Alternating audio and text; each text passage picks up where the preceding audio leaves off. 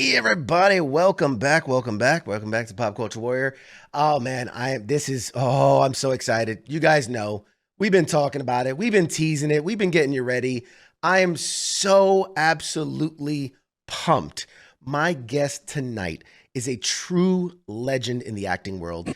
His first professional acting job was back in 1986 for the television film Eye of the Eagle. In 1990, he landed a supporting role as a terrorist, O'Reilly, in Die Hard 2. But it was his very next appearance that changed everything, playing the titular role of the T-1000, the liquid metal Terminator in Terminator 2 Judgment Day, that made him instantly recognizable anywhere he goes and started him off in a career that, I mean, my God, his filmography is like 10 miles long. He's played some of the most terrifying villains in film and TV history, but also some of the most heroic characters. He was even once named one of the 10 sexiest men in sci-fi by TV Guide. He's a Saturn Award winner, as well as a Jury Awards winner, both for Best Actor. And on top of all that, he's a co-owner of a Harley Davidson in Santa Clarita. He's most recently appeared as the White Dragon in Peacemaker, playing John Cena's dad, Augie Smith.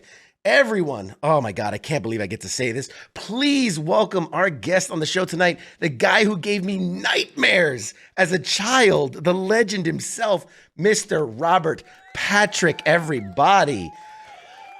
Woo! Goodness gracious. Did I do you justice, sir? Did I do you justice? That was one of the best intros I've ever heard. All right. By far, one of the best intros I've ever heard. I hope I have this on tape so I can use it every once in a while. Anytime. If you need a hype man. I hope I can still terrorize you from time to time.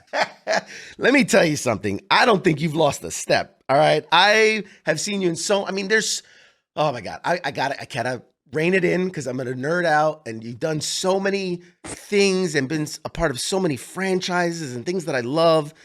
We're gonna touch on it as much as we can on all the different things.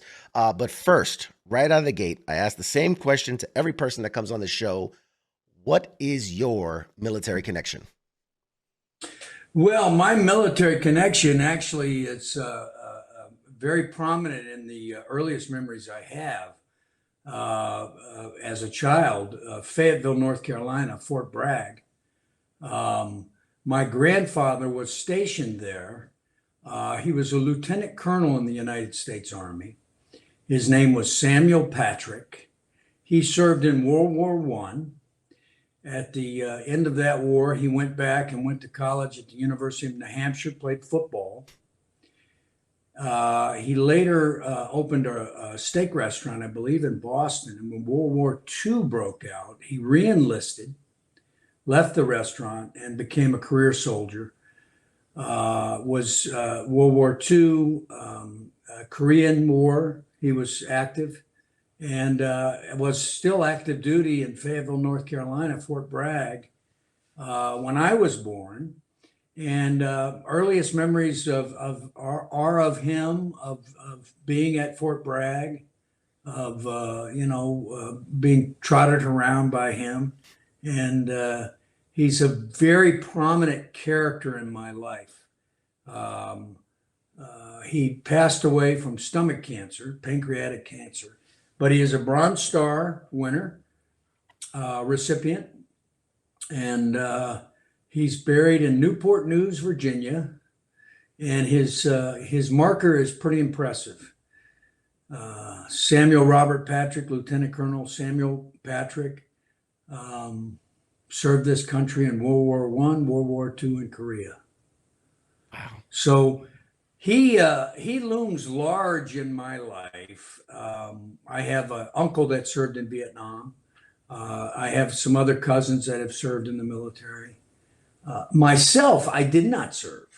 I was too young for Vietnam, and to be honest with you, the way the Vietnam veteran was treated upon his return to the United States was such a disgrace, but it painted an image. I remember in my mind that I thought the veterans were bad guys. The media had portrayed them as baby killers and just drug addicts and so forth and so on. That they were disrespected by our country, and I remember that image, which is just horrible to think about now, that a country sends their men and women into harm's way, and then they're treated so poorly when they come home. It's just awful. So I have, of course, now as an adult and having done USO tours and gotten to know Vietnam vets and gotten to know the real story, of course, my attitude and my image of the Vietnam vet is not that the same as it was when I left high school. Sure. Now I know the real story. Now I know the Vietnam vets, and I know that they were there and they won every gunfight. It wasn't them that pulled out; it was our government. So it's been a wonderful sort of realization that all that I had learned as a teenager was totally wrong. Yeah. And it just shows you how powerful the media is, the way that they can portray, if they don't agree with what's going on and they want to slander it. Yeah. I mean, what they did to those guys coming home. So I've spent a great deal the last couple of years of my life, recently, the last decade, I would say, I've spent a lot of time with Vietnam vets. I ride to the Vietnam Wall every year with a combat veteran from Vietnam, a dear friend of mine, New York Mike, who I had mentioned earlier to Radar, that he was a forward air controller in Air Force in Vietnam. Yep. And I've learned from these guys. I've got great friends that are Vietnam vets. And, so my attitude has totally changed. Sure. Yeah.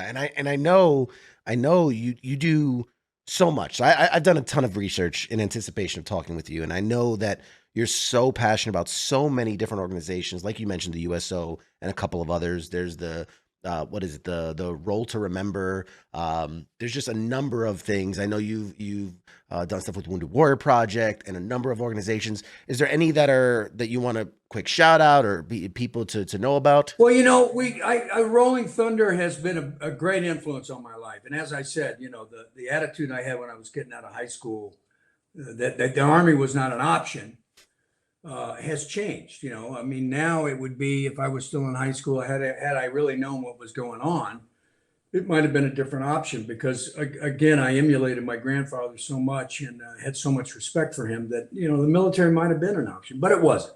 And I pursued a career in show business.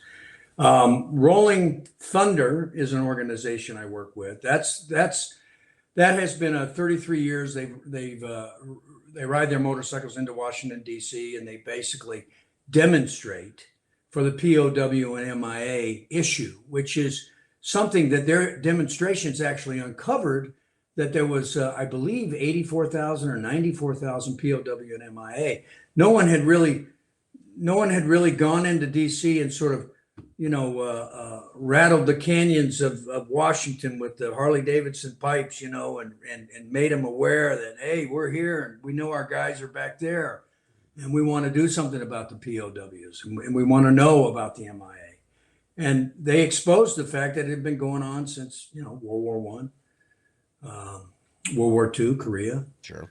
So now, the men and women of the American military have benefited by that greatly. I mean, as you know, we keep track of where everybody is. We know what's happened. If we can find them, and it's a big thing. It's one of the things that makes us a great country. I think we don't just sacrifice our blood and treasure. We're accountable for it, and I think that's really comes from the Rolling Thunder demonstrations over the years. There's taps.org I work with. Bonnie Carroll, excuse me, who lost her husband, and she started a tragedy assisted survivors program, taps.org.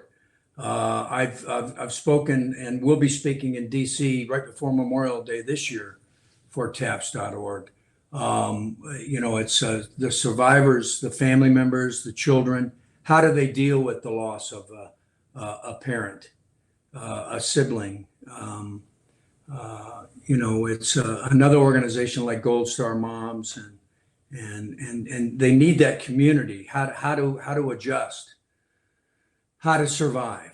And Bonnie's done a great job.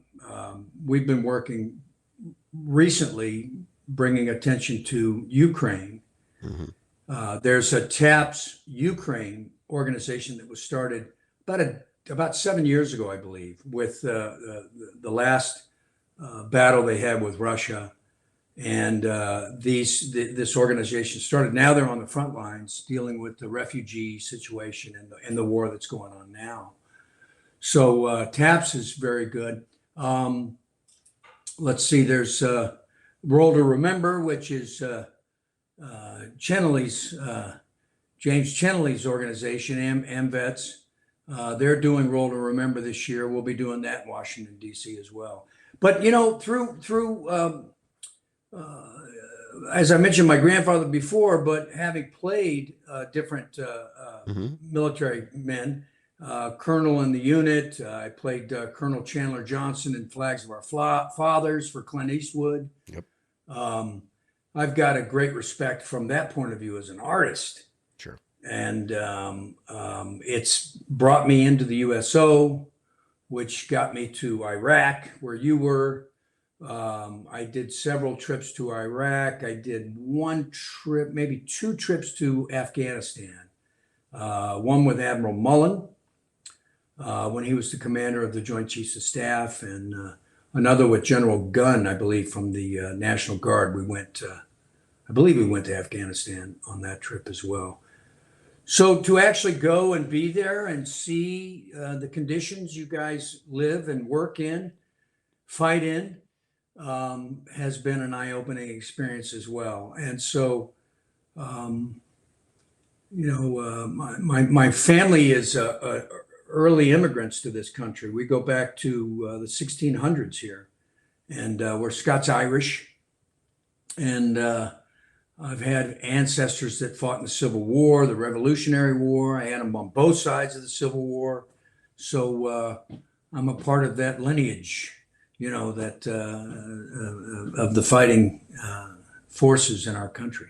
Yeah, in my research, I noted that your grandmother was actually a Wallace, right? Not a direct descendant of William Wallace. Yeah, she's not a direct. She is a Wallace. She's not a direct descendant because I don't think it's. I don't think there really is any children attributed to William Wallace, but it is that clan, and our clan was the Lamech clan, and we fled Scotland to Ireland and changed our name to Patrick. And we got over on one of the earliest boats. I don't know if it was the Mayflower. It might have been one of the subsequent ones, but we went to Jamestown. Wow. And that's where my family started in America. That's incredible. And just so you know, already we're getting flooded with comments of, we love you, we appreciate you, thank you. Lots of people, guys, if you're in the comments and you want to ask a great question to Mr. Robert Patrick, please put it in the chats and we will get to it. I mean, literally, the list of possibilities go on and on. Okay, because here it is. I went through your whole filmography. Okay. Going all the way back to, not to date you, but to 1987. And what blew me away is that what a work ethic. You have a credit to every year since 1987. Yeah, I've been, I'm knocking on wood. I've been very, very lucky. My wife and I talk about it sometimes. I came out here in '84 to pursue the career, and it was really a last ditch effort to try to give my life some sort of purpose and direction. I wanted to be an actor. I wasn't sure if I had any talent, and I lucked out. Found the right woman. She supported me right away, and emotionally, and gave me a lot of hope that I would be able to find my way in this career. And I did. And we built a great life. We have two great kids. And, when you have that ethic, that work ethic from the Midwest, you got to support your family. So I've been lucky and fortunate that the roles keep coming in. Yeah. And a lot of them have been military roles. We mentioned the unit. Oh yeah. I was thinking Flags of Our Father. There's been a couple of, even Eye of X-Files. the Eagle that you mentioned early on. X-Files was an Yeah. FBI guy. Yep. He was a former Marine. John Doggett was a former Marine. That's right. So I've been lucky that I've been cast that way. And I'm very proud that people see me that way. They can identify me as someone that would be in the service. So it's one of my favorite things to do is play men and women, to play someone in the armed forces. Yeah, and for those that, let's say, the lay person who, oh yeah, I remember him from Terminator, I remember him from X-Files. You have, in some way, shape, or form, have touched so many of the biggest properties and franchises. Just to name a few: Die Hard, Terminator, Tales from the Crypt, Wayne's World, Outer Limits, Sopranos, From Dusk Till Dawn, X-Files, Spy Kids, Charlie's Angels, Lost, Walk the Line, Psych, Flags of Our Fathers, We Are Marshall, Chuck, Burn Notice, True Blood, Sons of Anarchy, Community, Scorpion, Perry Mason, Walking Dead, MacGyver, and now, of course, Peacemaker. Just to name a few. Just to name a few. Okay. Just to name a few. And so many iconic roles. When you list it like that, that sounded so good. and then that doesn't even account. You've also done a ton of voice work from Captain Planet, Superman, Johnny Quest, Batman Beyond. You were an American Dad, Avatar, Last Airbender, the Batman, Ultimate Spider-Man. The only thought that comes to my mind is what have you not done? Is there anything? Well, are you going to do some musicals? What's left? What's left? Well, I am working on my singing chops. I've discovered that I can sing, and I am enjoying that. Maybe someday I will find my way into a musical. I got to sing live at the at Moody Theater in Austin, Texas, with Alejandro Escovedo. There's a film I did called Last Rampage, and my brother, Richard Patrick, who it's his birthday today, he did the soundtrack, did the score, and we needed a needle drop for a Southern rock song. So he wrote a Southern rock song, and he recorded it, and that's who sings it in the movie. But for the release of the film, the soundtrack, I recorded it, singing it, the lead. And that song I sang with Alejandro Escovedo in Austin, Texas. And I got to tell you, it's a great feeling getting out on stage and singing, man. It's just an awesome thing to do. I loved it. So who knows? Maybe. I mean, I'm enjoying doing Peacemaker right now. It's over, but I really enjoyed what we were doing as far as the comedic aspects to it. And I don't want to spoil it for anybody that hasn't seen it, but it's a pretty out there show. I mean, it's hard to really classify what is it, what genre is it, because it's got everything: action, drama, comedy. It's just wild. It's James Gunn is what it is. That's the genre. Yeah, it's James Gunn. It's James Gunn's genre. It's his genre. I hope that, if you've watched the whole season, you would know where I'm going with this, but I hope that what happens to White Dragon, Augie Smith, will put us into a more comedic sphere in the next season as far as my relationship with John Cena goes. And John is wonderful. He's incredibly talented. I'm so impressed with Mr. Cena. We worked together on a movie called The Marine. The Marine, of course. Which was his first film. And, when I met him, I went, Jesus, John, you'd be perfect for the next Terminator. I was serious. I was like, you'd be fantastic, man. Yeah. But he's really grown as an actor, and he's very, very talented, man. And I admire his work ethic. He has a great work ethic as well. Yeah. And we already got a ton of questions. So let me ask a couple of the questions from the chats here just to calm the masses. Let's see. And I think we kind of touched on that one. So this is from Kaz. It says, it seems like the unit was unceremoniously canceled. I love that show. You know, do you have a sense of why it kind of just went away? Yeah, I can comment on that. That show was created by Sean Ryan and David Mamet. It was based on the book written by Eric Haney. And we were always sort of the redheaded stepchild at CBS. We were a pilot.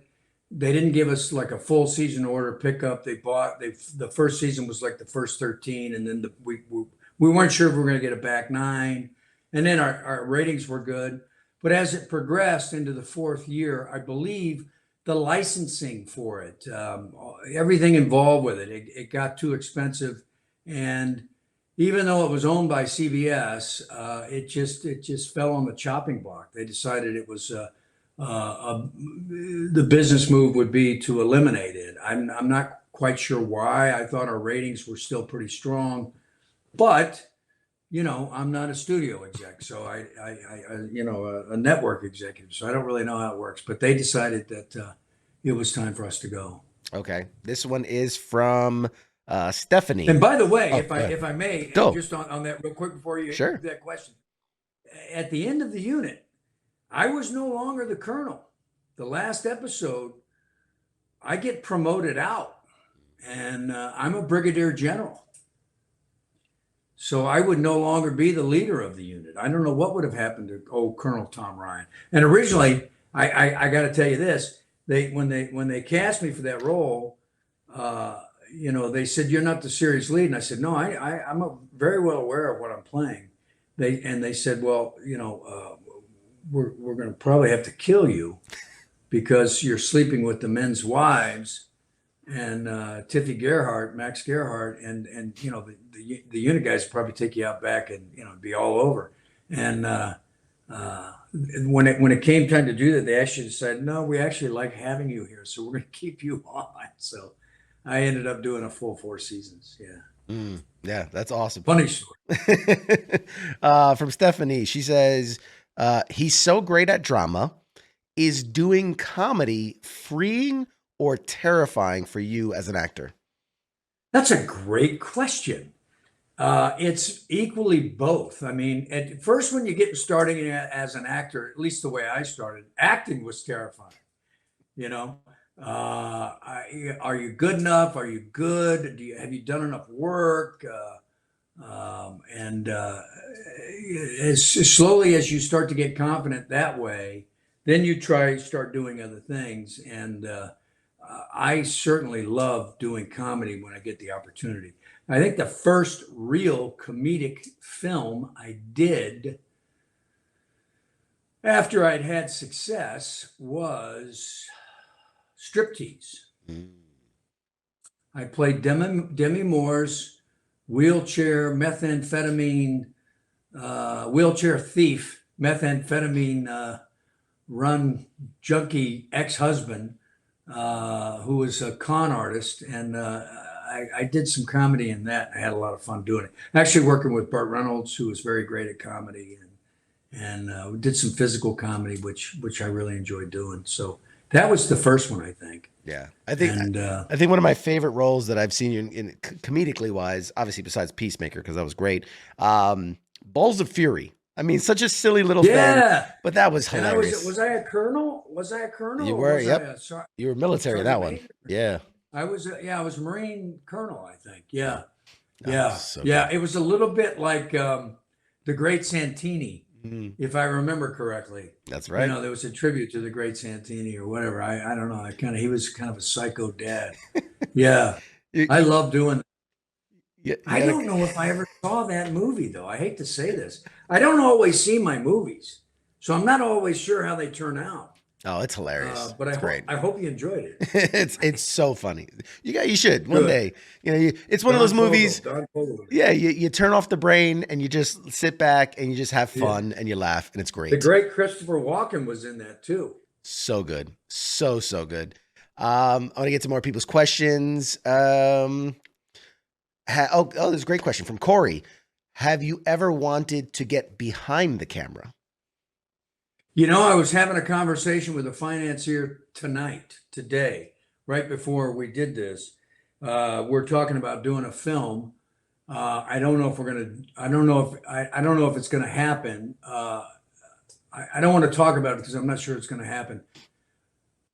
But our conversation segued into some of the projects that I have that I've wanted to do over the years. Do I have anything that they might be interested in? And I did send them a script. And at the time, the script was written for me, but I was sort of thinking about it. Perhaps I should direct it and have a younger actor play the role that I was originally going to play. And that kind of interested me because it's a world that I'm comfortable in. It involves a motorcycle club, and it starts that way, and it goes a different direction. It's a little bit of I don't want to call it a faith-based movie, but it has some elements of that, and then it's a little bit of an anti-government movie. So we'll see. But the real answer to that question is I've been so busy, as you noted, I haven't really found time to put on the brakes and say, okay, now I'm going to focus on a passion project and direct something. I've just never shifted gears. I've always been, I'm an actor and that's what I do. Yeah. And thank God I get the opportunities to do what I do. I admire a lot of great actors that have become directors. Billy Bob Thornton, Clint Eastwood. I worked with both those guys, and I would hope that I have the chops that they do. But it might be something that happens in the foreseeable future. Okay. I'm not old yet.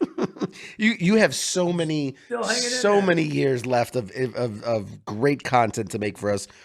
This question comes from my co-host, someone you met earlier. For that movie you just discussed, do you need a younger libertarian anti-government actor who can ride a motorcycle? Yes. All right. I know a guy. I know a guy for you. Yes, I need you. Awesome. Absolutely.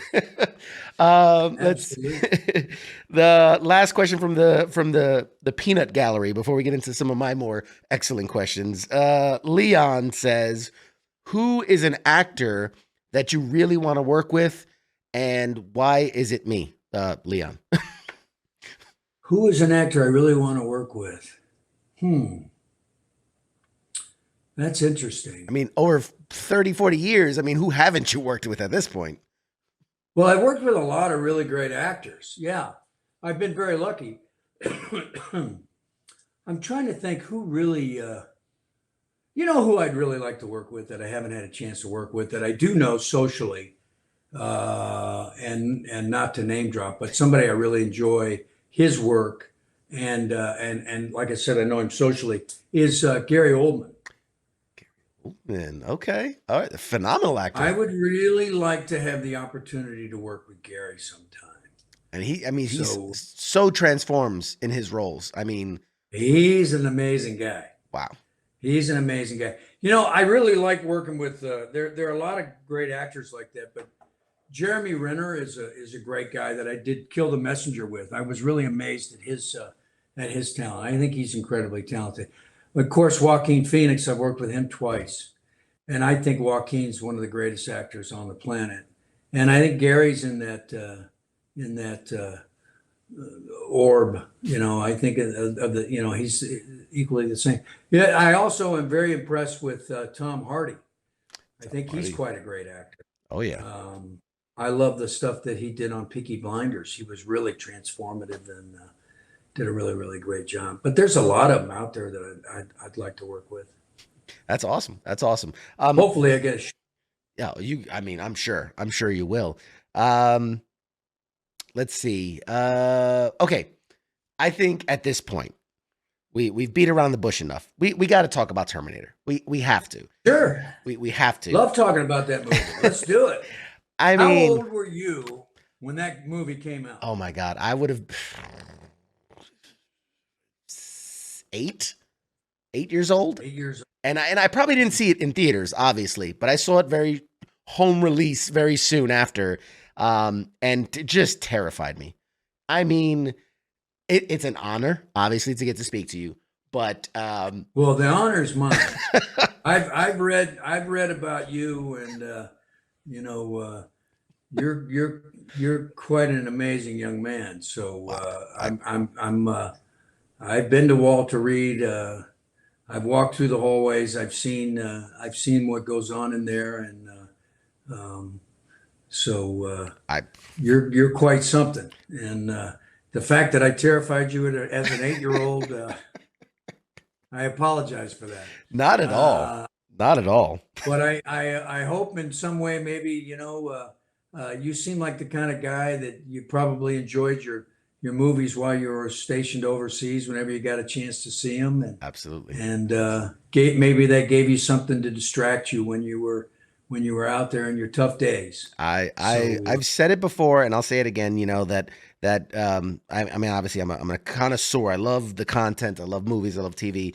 And one of the things, one of those distractions, like you said, in combat, we had a tiny little DVD player with a little portable screen. We'd huddle up and watch movies. And when I was in the hospital for a number of years, when they asked, "Hey, what can we get you?" It was always like this movie, that movie. Back to the Future was like a go-to for me, and different things. So sure, absolutely, you guys absolutely. do Well, I'm a provide.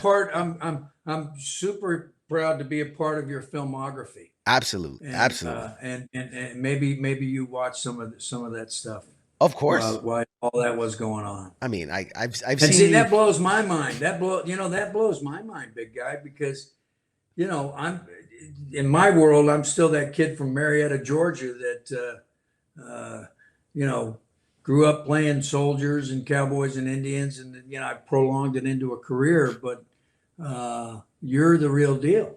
Oh, So the fact that um, I helped you out, maybe you're is a making me blush, great. man. You're making me blush. It's not about me. It's about you. We're here to talk about. Nobody wants to talk about me. Trust me. I've done this show long Yeah, enough. Nobody wants to talk about me. We got okay. So Terminator, the T-1000. I mean, arguably, T2 is one of the best sequels of all time. I mean, easily in that category. I mean, one of the best sci-fi movies of all time. And in my opinion, which is the one that matters, my show, you are one of the most terrifying bad guys of all I'm time. so I'm so glad to hear that. It, I the, am so glad to hear that. I think that the movie, it's just one of the greatest movies ever made. And I'm not saying that because I'm in it. I'm saying it because of Arnold, of James Cameron, of Linda Hamilton, of Eddie Furlong, of Joe Morton, of Earl Bowen, of Michael Biehn, of, I'm sure I'm leaving somebody out, everybody on the crew and everybody that was making that film at the time. It's a combination of so many things.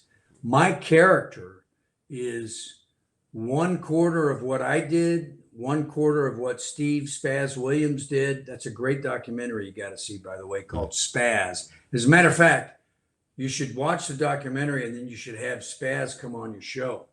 He's a fantastic guy. He's a wonderful, wonderful guy. He created the liquid metal motion. mm, So I found out, years later, that I was the first motion capture actor in the history of film. I didn't realize that. I didn't know that. I didn't know that when we were making a movie, it didn't exist but before you made that. it didn't exist. I didn't realize that. So um, ILM, as I mentioned, there was Stan Winston who created all the animatronics.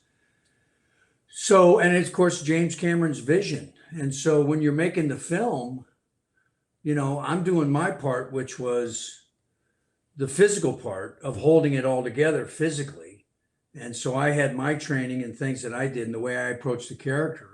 But I didn't really realize, it's 33 years down the road now since we made that film, and it still holds up. Hmm. So, it is probably one of the best sci-fi movies ever made. It's probably one of the best sequels ever made, and it might just be one of the best damn movies ever made, period. Any genre. I mean, it's almost a perfect film. Absolutely. Um, and that's really all you really have to you have to pat James Cameron on the back for that, because he's the man that pulled it all together. I'm so proud that I got to be a part of it. Um, for me to have had one big movie in my career that was such a huge hit at the start of my career, even though I was 30 years old, but I was still in my infancy of my professional career. It's given me a whole lifetime of. If you look at when I did T2 and then look at everything I did after, you get what I mean. Well, I've looked. I I've mean, it looked. really laid it out for me. Yeah, yeah. It's provided me with great opportunity, I and I'm think very. there are so many actors who play a legendary character, one that becomes synonymous with pop culture, that becomes part of the I don't know, the general knowledge of people. You think obviously Arnold as a Terminator, Sure. Stallone as Rocky, Johnny Depp as Jack Sparrow. These are like people that just Hugh Jackman as Wolverine. Like they're just but the thing Yeah. that separates those that I've noticed, those are people who've lived their character and done multiple movies and had multiple kind of nuances to it. You're in that realm and only played that character one time. I mean, Well, you're very kind. The way you worded that was really kind. That's very, very kind. Well, here's the thing. When I got cast in that film, the movie and the Terminator franchise it's all Arnold, and it's the first Terminator movie. mhm, And so James is early in his career. Now he's going to take it to the next level, and he's going to do it by inventing special effects, CGI effects that weren't available. And he's got a bigger budget. And originally, Billy Idol was supposed to play the T-1000, and mm, he was injured riding a Harley Davidson, uh, which is one of the reasons why I love Harley Davidson. I know that sounds terrible, but jokingly I say that. And but his misfortune created an opportunity, and James Cameron started looking for an unknown actor. He wanted somebody that the audience would not have a preconceived notion of. So it's not like Johnny Depp playing the T-1000. right. It's who the fuck is Robert Patrick? And is he a real guy? What is that? I mean, is he CGI? What is he? I mean, who is that guy? I've never seen that guy in my life. So you bought it, right? The T you accepted it. You had no preconceived notion of anything about the actor. You probably still didn't even know who the actor was when the movie was over. I've never seen that guy in my life. Who was that? And the character itself is more famous than me. Mhm. I mean, really. I mean, you can reference the T-1000 and everybody knows who that is. You can reference Robert Patrick and everybody might go like, who is that guy again? He's the T-1000, that guy. Yeah, Right. okay, yeah. You know what I'm saying? Yeah. So I think that's the thing that sets the T-1000 apart from all those other characters you mentioned, is that I was not a personality. I was not a celebrity. I was an unknown actor, and therefore I think that's one of the reasons why it sticks. Because still, when you see that movie, that's the T-1000. I don't know that guy. And Does and that make sense? yeah, absolutely. Absolutely. And I It's think given me, it's given me all these years. It's given me this time to really come up with that form, that idea of, that's how it really, that's how I see it as the actor that did it, and having lived the experience as the person that played that part. I really feel yeah. that's it. And I have to imagine, I'm not going to speak for you, but I have to imagine in all the years since that movie, I mean, thousands upon thousands of other movies and shows and all these things, I still to this I will challenge anyone to say that there is a more terrifying character villain there's been like 5 other Terminator movies since then. They still have yet, in my opinion, not because you're on, but just honest opinion, there's not been a more terrifying villain. You know, just it's something about the powers that it has, but also just your portrayal of it. You know, when you're in human form and you're talking, and this kind of like he's human esque, like he's just off. Yeah, You know, like it's yeah, disturbing. yeah, yeah. It's almost like I mean, I watch it and I listen to my line reads, and I remember that I was really trying to disassociate myself. I wasn't human. Mm, I was AI. I was artificial intelligence. So I really had a lot of liberty as to what to do. So I was really just trying to. There was no personality. There was no charisma. There was none of the things that you would add to other roles down the road. But it was a sterile, um, cold, lack of empathy, sympathy, just and it served that role. I couldn't think of what else to do with it. And mm, as a matter of fact, James Cameron, he felt the same way. I mean, we were like expressionless, nothing. You're not winded. You don't exert. So that the hard part was trying to do all that while you're doing the physical stuff and not show too much exertion. yeah. But anytime I was trying to dupe people, I didn't want it to be just, oh, okay, now I can just be me. I wanted it still to have that filter of it's AI Mm, trying to be human, yeah. right? Yeah, it gives almost like a serial killer vibe where it's like something Yeah, it's not quite right. A few people even said so. you. Greg says he had nightmares of the T1000 chasing him for months after seeing it. And then who else here? Joshua says, Mr. Patrick, the T1000 gave me more nightmares than 4 years of recruiting duty. So there you go. It definitely it hit hard. It hit that's hard. that's good. I like that one. That one I've never heard that one before. That's a good one. And I do have to give Yeah, you. it Oh, was. sorry. Go ahead. No, I don't mean to talk over you at all. I'm so glad to hear that because I was sweating it. Here I am, this unknown actor now. We've done this, and we're going to see the movie for the first time, and I'm like, oh my God, I hope to hell it works.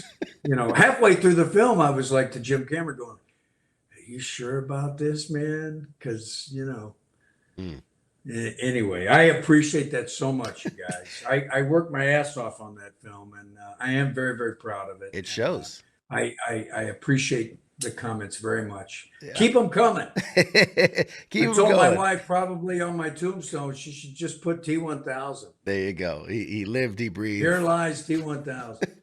And I gotta make note for those that may not know this that the physicality you put into that role, the learning to run full speed while breathing through your nostrils and not your mouth to make it more machine esque. I read a thing about how like you had to keep redoing the scene because you were catching up to the motorbike because you were so fast. Well, it happened. It happened one time. The first time they set that big stunt. So you shoot everything in sections, but the big stunt of me coming out of the Like the uh, parking structure.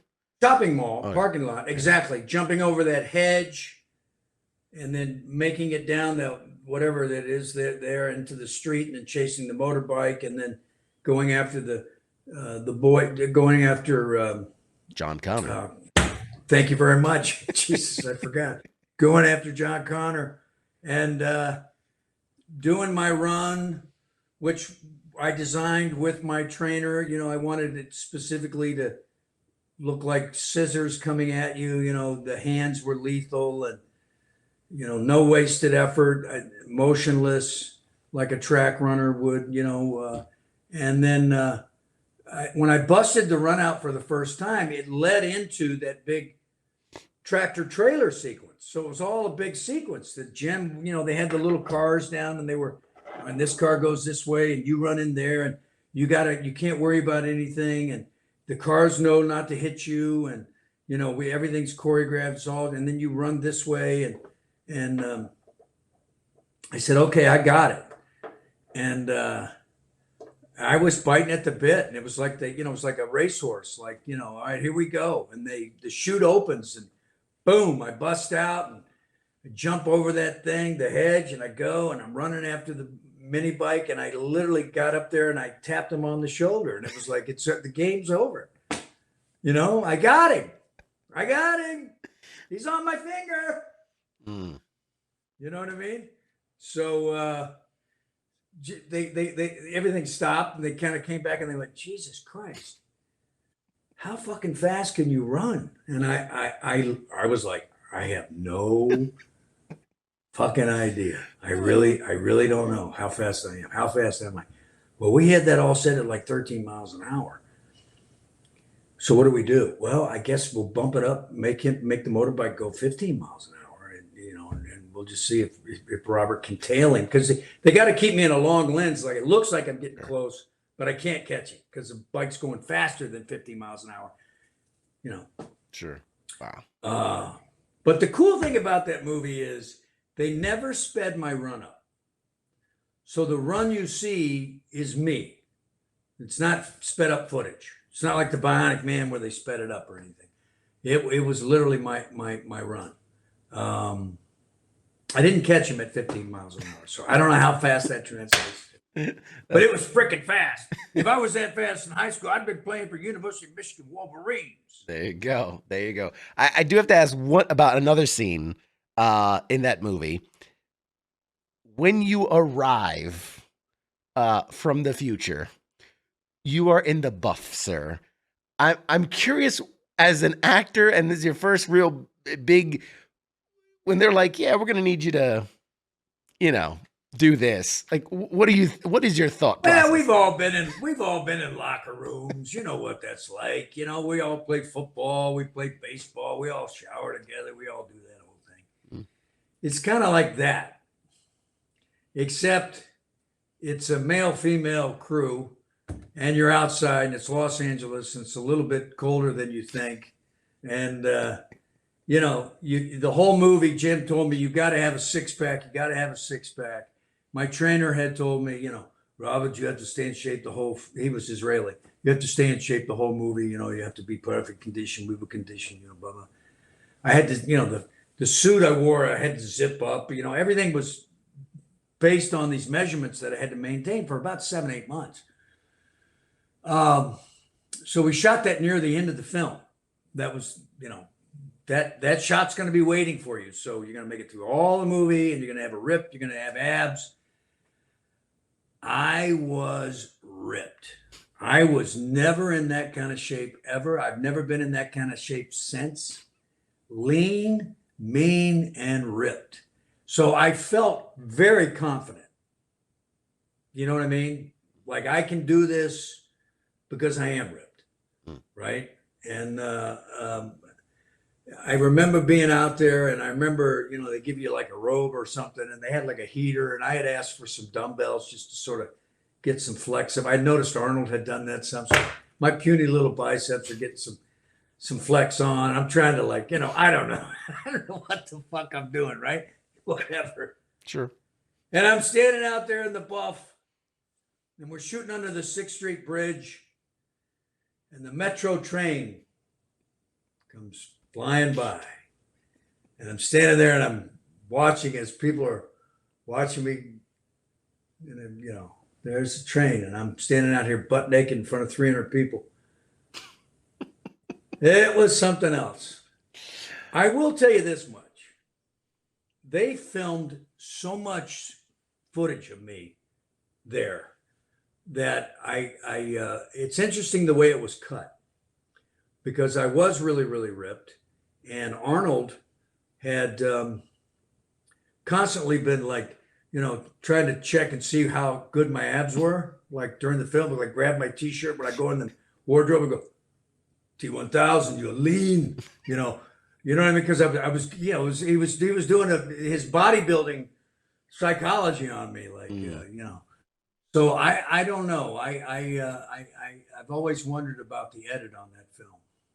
but That on that particular sequence. do you ever worry that like, wow, there's a lot of footage of me naked out there somewhere? No, because I fucking, I was ripped, and I got nothing to be ashamed about, man. I'm okay down there, I mean, it's Yeah, I got you. I got you. I mean, I got nothing to be ashamed of. I don't know how to word it other than that. I I mean, love it. I it love is it. what it is. You What I want mean. that like you're like okay any day Yeah, now go ahead, release that footage. release Yeah, go ahead, the get extras it out there. the extra scene, Get it out there. My kids are adults now. Go ahead and the release it. 10-minute cut of you like just walking Yeah, around. just a slow montage of me walking around nude. Yeah, that'll play big. I'm sure that will sell Yeah, incredibly well. shit. I'm sure. It is daunting. I had my wife there. I remember my agent being there. I remember being very nervous. It was funny that my agent was there on that reason. They probably requested him, like in case all of a sudden I just had a fucking freak out and said, I can't do it. I don't want anybody to see me. Mm, mm. No, you just man up and do it. That's oh god. You got to. Hey, if you're gonna be a Terminator, you got to do it. Yeah. If nothing else, this moment is going to live with me forever. So thank you for this. If nothing You're else. welcome. I hope you enjoyed it. We're already Very, running very funny. so short on time, and I have. Are you really? I mean, no, I've got all night. It's like you said. An hour will fly by. It Oh, what flies time is by. it? Oh my God, you got 4 minutes. It flies by. I'll be here all I talk night. too much. No, I talk too. you're doing. This is why we'll have to have a part two at some point. You know what I mean? Because Sounds good to me, there's buddy. so You're a much. good dude. Where are Let's. you located, man? I am in Maryland, so you come through DC. I'll find you. We'll have to hook up in Maryland somewhere. Absolutely, absolutely. Absolutely, that is buddy. a guarantee. Absolutely. That is a guarantee. I have I it. will be there Memorial Day weekend. Absolutely. This is contractually binding. I want you to know that. We'll submit this to evidence. Sign that on the dotted line. There you go. So real quick before we lose you, I do want to talk about Peacemaker. I mean, it's obviously it's the most Sure. recent thing, but it's incredible, absolutely incredible. I'm a guy, in case you couldn't notice from all the background, I gobble up all the superhero stuff all of it, all of it. I'm curious, prior to joining that, how aware were you of like the Marvel movies, the DC movies, that kind of stuff? Like how much was that in your periphery? Well, I have children, and I've gone to movies over the years, and I've kind of sat there in wonderment, looking at how the CGI has kind of taken over the genre. And some of the movies, to be honest with you, it kind of felt like it was being overused. I think that going back to T2, that's one of the reasons why it's such a great film, is because it's practical physical effects with CGI enhancement, but as a prop to help the story move forward, not just something to get lazy about and do the whole movie that way. Lazy is probably too harsh a word, but you know what I'm saying. Practical is always better. Practical is always better. I think so. I think you have to have it. It's got to be based in reality. So that was my thing.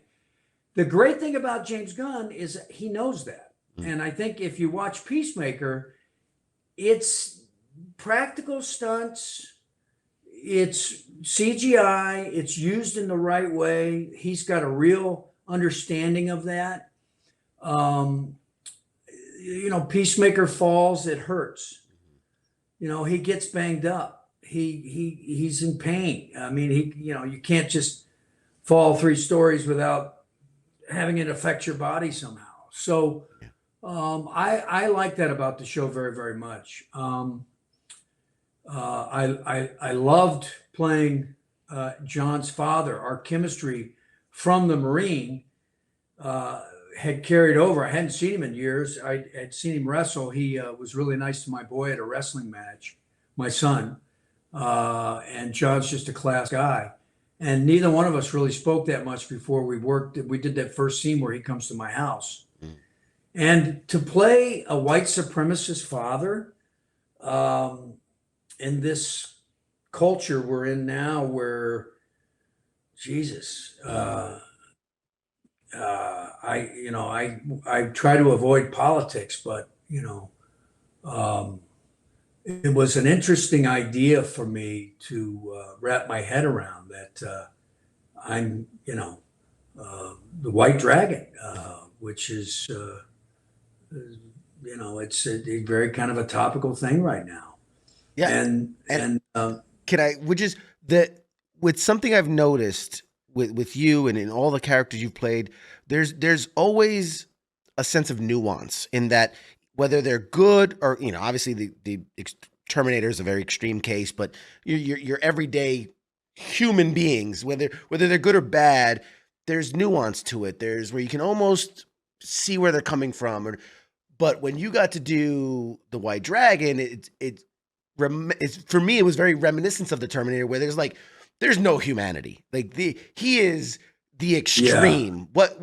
How was that to play someone that was kind of one dimensional in that way? yeah, it was it was, interesting to wrap my head around it.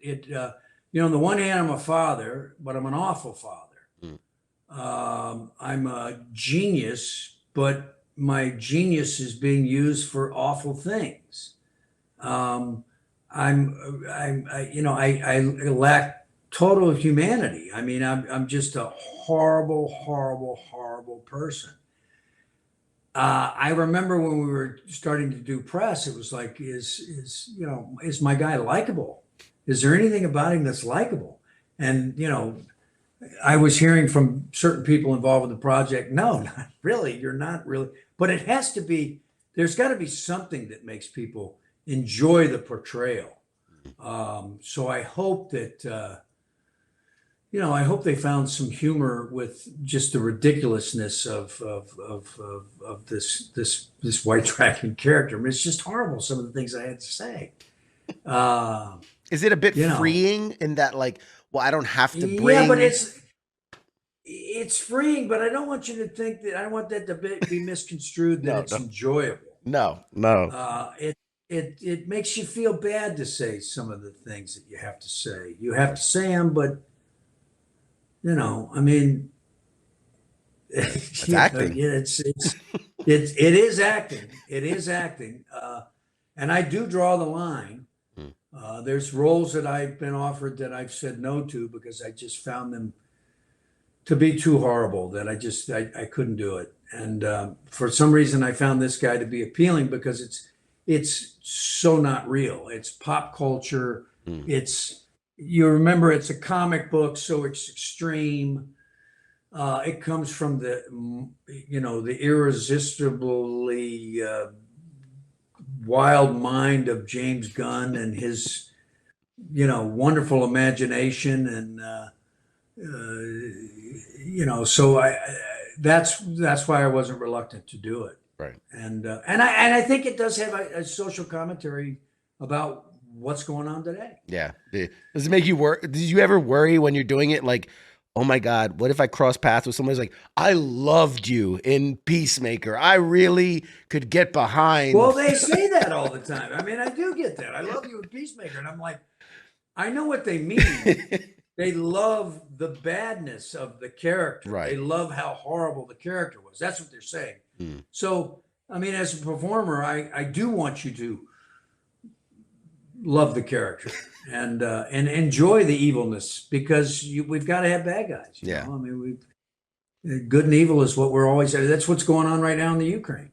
Yeah. It's a Absolutely. fight of good versus evil. That's right. So, Oh, that's wow.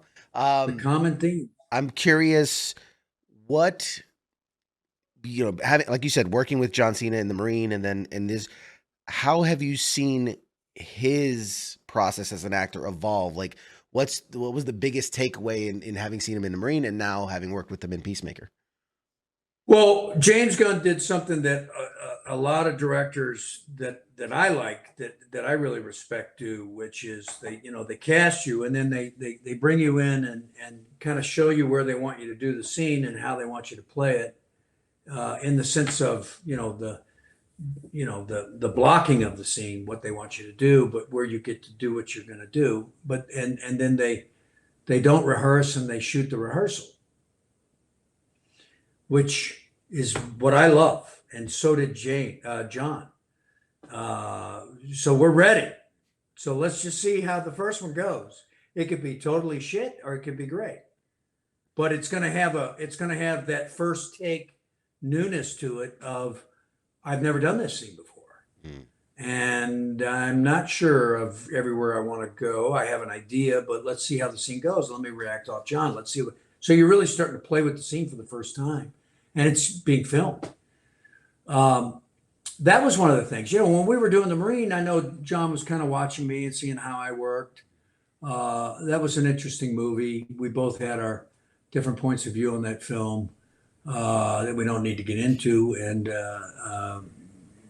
uh, we both, I think what I was most impressed with John was he's very prepared and he is capable of doing ad lib lines so well that he must research his ad lib lines. Like, I mean, I said to James, I was like, how does he come up with these ad libs? It's almost like it's another whole script that he's prepared. That I'm not, I don't even know what to say. Mm. It's, we were both astounded by that. Wow. He's probably the best I've seen doing that. I mean, he would go off on these whole monologues about, what, Well, I wouldn't have an answer. I'm sure But part he's of the being the wrestler and the live performer probably, helped. Possibly. Mm. It's really served him well. He's very physical. He's so good at stunts. He's very funny. And I even told him when we were doing Peacemaker, I think the first day I was like, Jesus, man, you've been studying with somebody or something. I mean, you're really good, man. And he was like, thanks, man. I mean, it's true. I mean, he's a hardworking guy. Sure. And he's one of those guys, he's always asking questions. Mm. Like he wants to know how he can get better. He's not satisfied. That's awesome. Does that make sense? Oh, absolutely. Absolutely. I mean, he'll ask the first AD, what can I do to be a better actor? Not help me with my acting, but how can I be a more professional actor? Mm. What are those things that I need from the first AD's point of view? You know what I mean? Yeah. That's a great quality to have, just the willingness to grow and learn.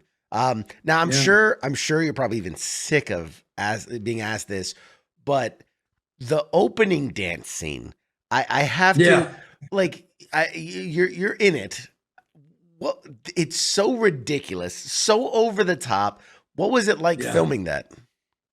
It was fun. It was silly. It was fun. I was cracking up inside. I was like, I was having a lot of those moments of, Jesus Christ, I'm 62 years old. What the fuck am I doing? I mean, I'm doing this fucking dance number. This is the craziest thing. Rehearsing this thing. I mean, I get it. This is the wildest thing. Mm.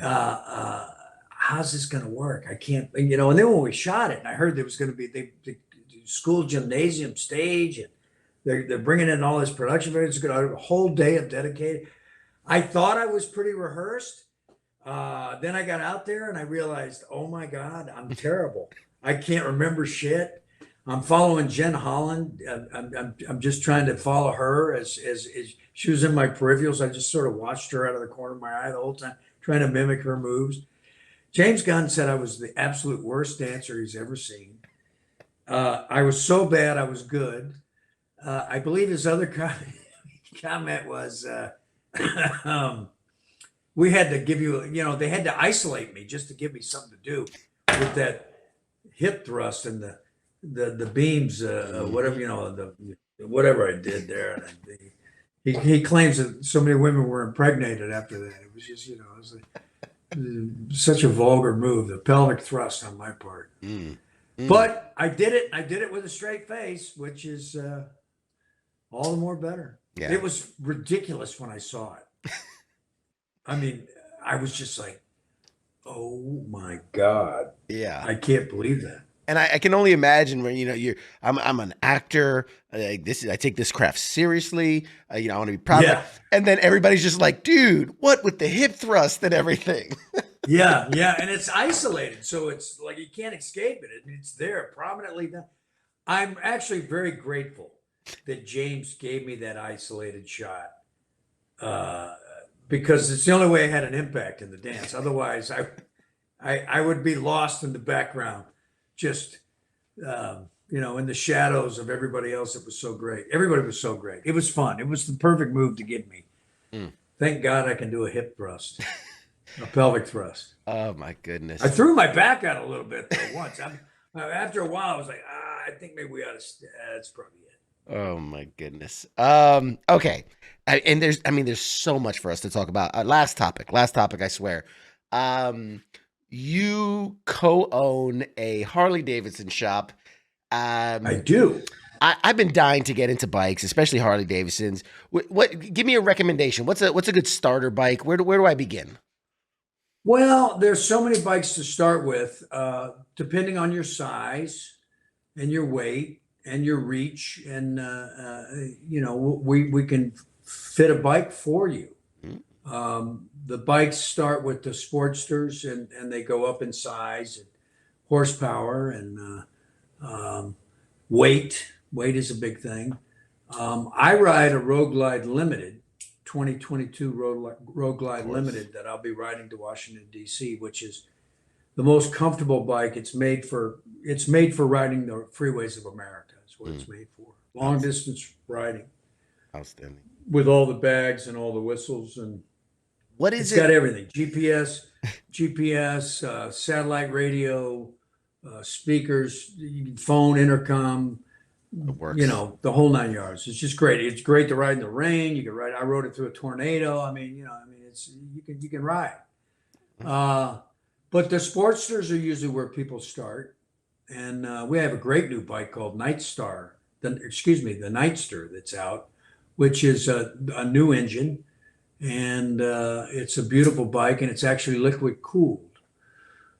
So that's kind of new for Harley. But really, every Harley made, and any Harley that you can get your legs over that you can ride, you're going to have a good time because it's the best motorcycles made in the world today. So Scott. come on out to Harley Davidson of Santa Clarita, just north of Los Angeles, out there by Magic Mountain, and we'll set you up. I'll set you up with a fit specialist. Ooh. Next We'll time get I'm you in going. LA, man. Next time I'm in LA, I'm stopping by. Come see me. We're We gonna have make a that happen. riding academy. We can teach you how to ride, make sure you're safe. That's the main thing. We want you to be safe. We want you to be Of course. comfortable. You've got to be confident. You've got to be confident that you can handle the bike, et cetera, et cetera. Which May is Motorcycle Awareness Month. Guys, keep your eyes out on the road. Keep your eyes out. Keep your eyes out. A lot of young people riding motorcycles today.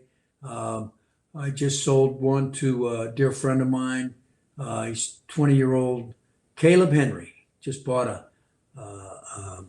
a street bob from me the other day, and I made him send me a text when he got home. He rode it all the bought it in Santa Clarita, rode it all the way down to San Diego.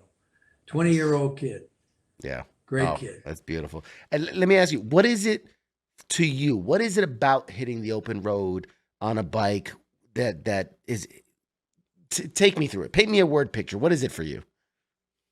Well, the best way to describe it is it's the easiest way to create adventure in your life.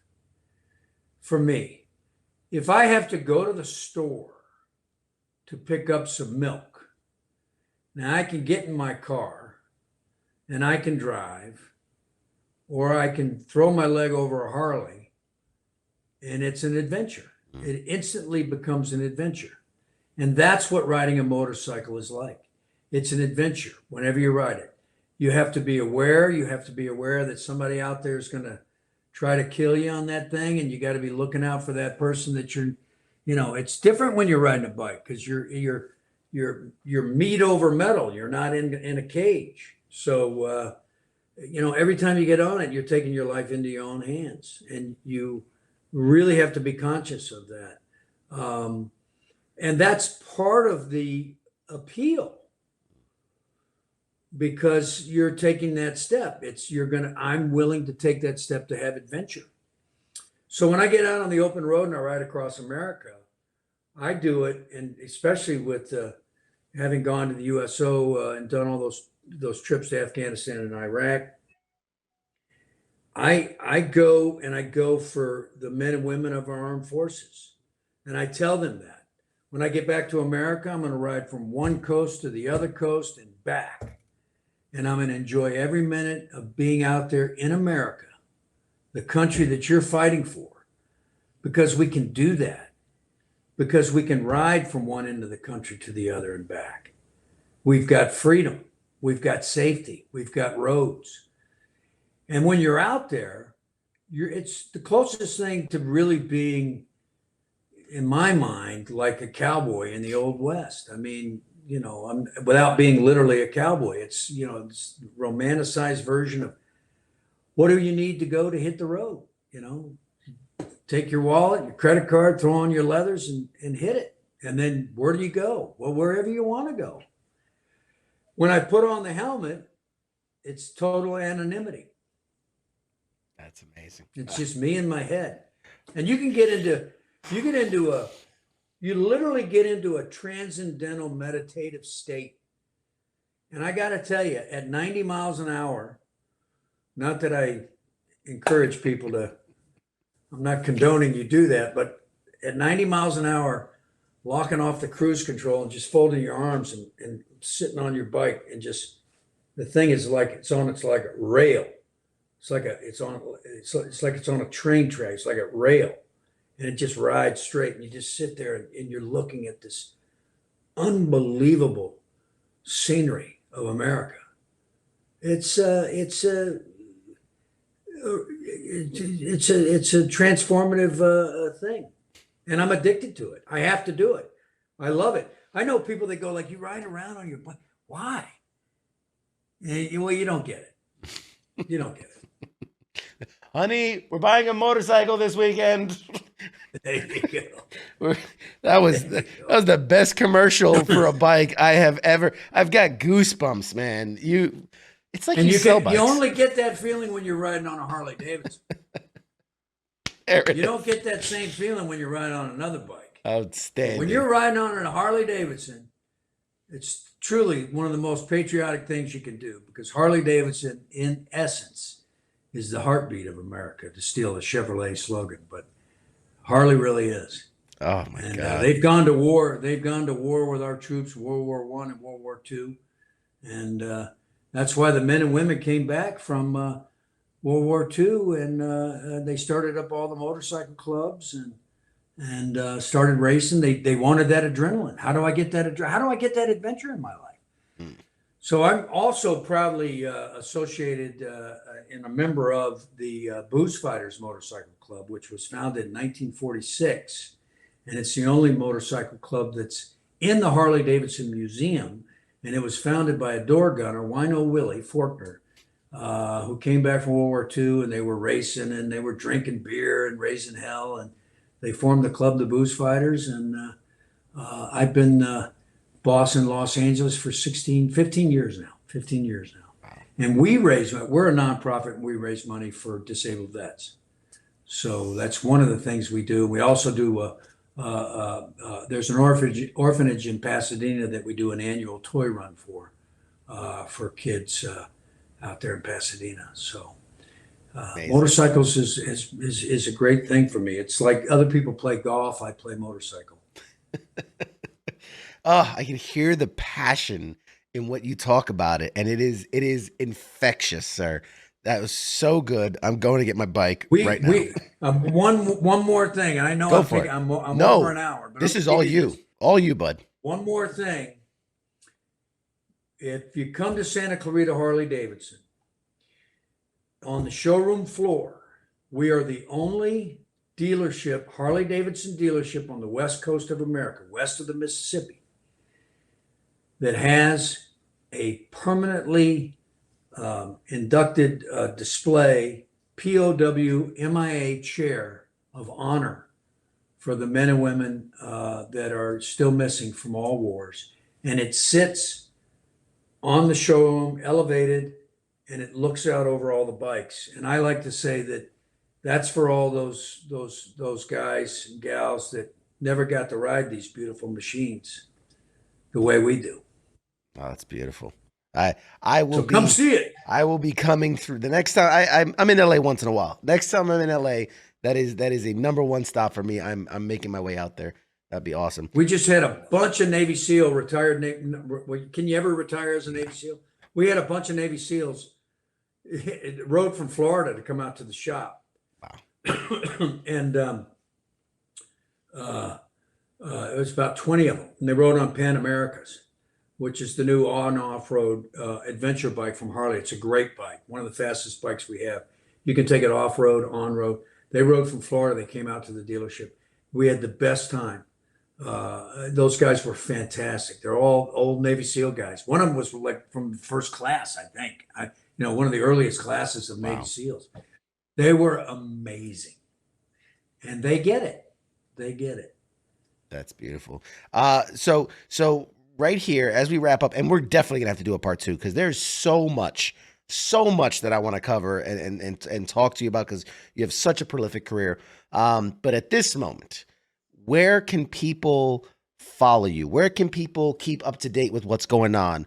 What do you have coming up that they can Ah, check out on? well, listen to this. There's a very clever handle I use on Twitter. It's at Robert Patrick T2. My wife gave me that. There's a lot of Robert Patricks out there. The little T2 thing is my thing. You can follow me there on Twitter. I'm not very vocal on there, but you can kind of get a gist of where I'm at. And then you can follow me on Instagram at Rip Fighter, RIPFIGHTER.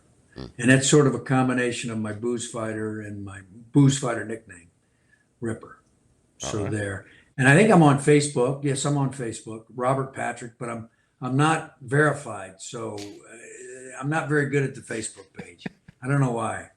I went to Facebook campus and everything. They did a bunch of stuff to my phone. It's never been the same since. I don't know what the hell's. Uh, Getting a lot of ads. A lot of ads for stuff. I Mm. don't know. What I have coming out next, Peacemaker.